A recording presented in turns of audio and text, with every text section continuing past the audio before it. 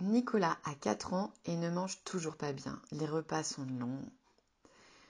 Ma famille, mes amis et le pédiatre me disent que ce sont des caprices.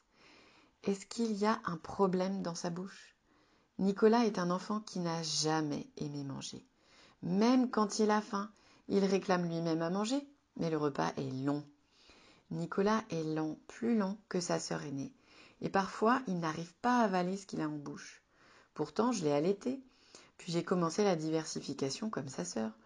On me dit souvent que je m'y prends mal, que Nicolas est capricieux et que je dois être plus ferme.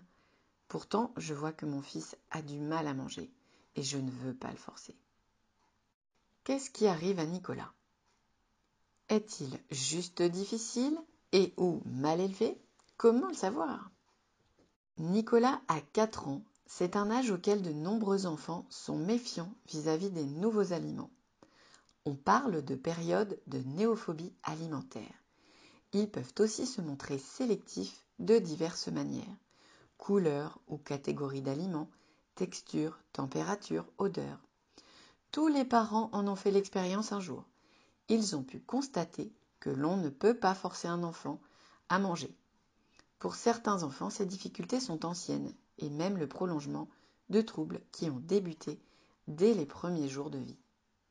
Un bilan chez l'orthophoniste peut se faire à tous les âges, même avec un nourrisson. Ce rendez-vous sera l'occasion d'évoquer toute l'histoire alimentaire de Nicolas, d'analyser ses difficultés, d'observer sa bouche, mais aussi un repas.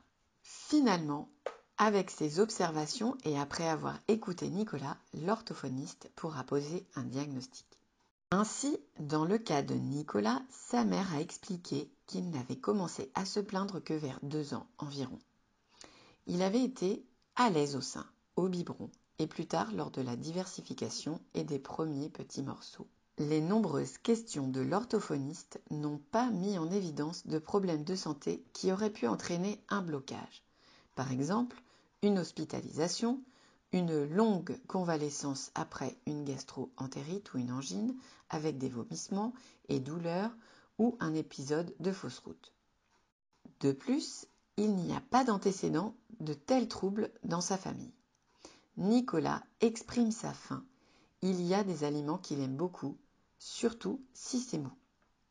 L'observation de la relation entre Nicolas et sa maman, du repas partagé et les échanges avec l'orthophoniste montrent que ce petit garçon va bien. Il a une communication adaptée et il ne fait qu'exprimer combien c'est difficile de manger. Quand l'orthophoniste lui demande s'il aime manger, il répond non. Et pourquoi? Parce que ça fait mal. Alors, est-ce un trouble de l'oralité? Il existe beaucoup de termes pour désigner les troubles alimentaires de ce type. Troubles sensoriels de l'oralité alimentaire, syndrome de dysoralité sensorielle. Depuis quelques années, on en parle même dans les magazines pédiatriques. Les médecins sont de plus en plus nombreux à être sensibilisés et ils ont compris que ce n'était pas une question d'éducation ou d'âge. Après tout, des adultes ont les mêmes soucis et ils ne font pas de caprices. Le trouble de l'oralité alimentaire est plutôt associé à des aspects sensoriels et l'entretien avec l'orthophoniste permet de mettre en évidence cette dimension. Ainsi, on retrouvera des profils d'enfants avec des réflexes nauséeux très importants, d'autres qui ne supportent aucune odeur ou au contraire ne semblent pas avoir d'odorat. Il sera intéressant aussi de savoir si le patient a d'autres troubles sensoriels. Par exemple, certains enfants ne supportent pas non plus de mettre des objets en bouche, de contact sur la tête, le visage ou les extrémités. Ce sont des enfants qui peuvent refuser de marcher pieds nus et ou de toucher de nombreuses textures avec leurs mains, pâte à modeler, sable, herbe. L'orthophoniste a également pu écarter un dysfonctionnement du voile du palais, d'autant plus que Nicolas n'a jamais eu d'otite ou de passage d'aliments par le nez. Dans le cas de Nicolas, l'entretien n'a pas pu mettre en évidence de troubles de ce type. Seul un inconfort important est évoqué quand Nicolas doit avaler. C'est pourquoi il fait souvent ressortir de la nourriture de sa bouche. Et si ce n'est pas sensoriel, alors qu'est-ce qui peut encore expliquer les difficultés de Nicolas? Hormis le long entretien avec la mère, l'orthophoniste a observé Nicolas en train de manger. Il avait apporté des choses qu'il aimait bien, de la purée de carottes avec quelques morceaux de jambon, un yaourt nature, son assiette et ses couverts. L'orthophoniste a remarqué que Nicolas a bien mastiqué, mais fait une grimace au moment d'avaler. Il n'a pas dû oser retirer sa purée de la bouche chez la dame. Surtout, avant de manger, l'orthophoniste a regardé dans sa bouche avec une lampe et a demandé à Nicolas de tirer la langue, de faire un grand A et aussi de croquer plusieurs fois. Nicolas n'a pas encore vu un ORL. Pourtant, ce petit garçon a d'énormes amygdales. D'ailleurs, il respire beaucoup par la bouche et peut ronfler la nuit. Sa mère avait demandé au pédiatre, mais comme Nicolas n'était pas souvent malade, enrhumé, n'avait jamais d'otite et dormait plutôt bien, le pédiatre n'a pas estimé utile d'adresser son patient à un confrère ORL en première intention. L'orthophoniste a constaté que les amygdales étaient quasiment jointives. Elles se touchent presque. Il reste peu de place pour laisser passer les bouchées que Nicolas aimerait avaler. Il a donc pris l'habitude de se forcer ou de retirer une partie de la nourriture, ou encore de prendre de toutes petites bouchées qui ralentissent encore son repas. Nicolas peut-il avoir un autre problème qui expliquerait ses difficultés à avaler? L'orthophoniste a pris soin de rappeler que c'est normal de mâcher longtemps quand on est un enfant et que cela va durer encore plusieurs années.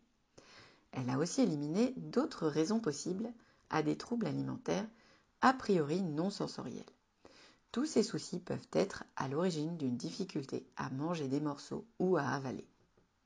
Le frein de langue. C'est la petite peau translucide visible sous la langue. Si le frein est trop court, la langue est retenue en bas, au plancher buccal. Un frein court peut expliquer des difficultés d'alimentation dès les premières heures de vie. Ainsi, cela peut compromettre un allaitement et il peut alors être recommandé de le sectionner. En tout début de vie, le frein est très fin et ce geste se fait sans anesthésie. Dès la maternité, le médecin peut le faire ou demander une consultation chez un médecin qui a l'habitude de ce geste. ORL, stomatologue, chirurgien maxillofacial. Certains enfants vont s'adapter mais rencontrer des difficultés lors de la diversification, en particulier lors du passage au morceau. En effet, la langue sert aussi à aller rechercher les aliments logés dans les joues ou les dents, à les rassembler et enfin à les envoyer vers la gorge. L'enfant, se sentant mal à l'aise avec les morceaux, peut les refuser. Cela peut être une indication à la frénectomie. Sectionner le frein et libérer la langue dont parfois la pointe est en forme de cœur.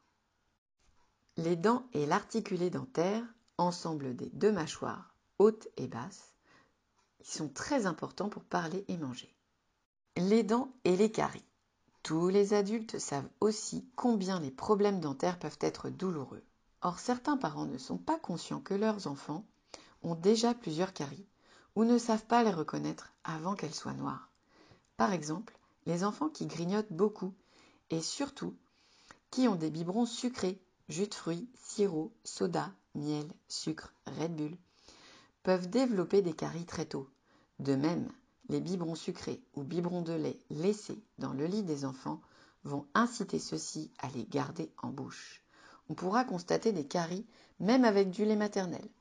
Une bonne hygiène dentaire dès la première dent et l'absence de sucre ajouté constituent également une prévention des troubles alimentaires. La béance dentaire. La présence d'une béance dentaire due à une succion prolongée de tétine ou de pouce ou d'un doudou est un espace entre les incisives du haut et du bas. Cet espace rend impossible l'action de couper, croquer et gêne aussi l'alimentation. L'occlusion dentaire. Normale, la mâchoire du haut est un peu plus large que celle du bas et la recouvre un peu quand l'enfant ferme la bouche.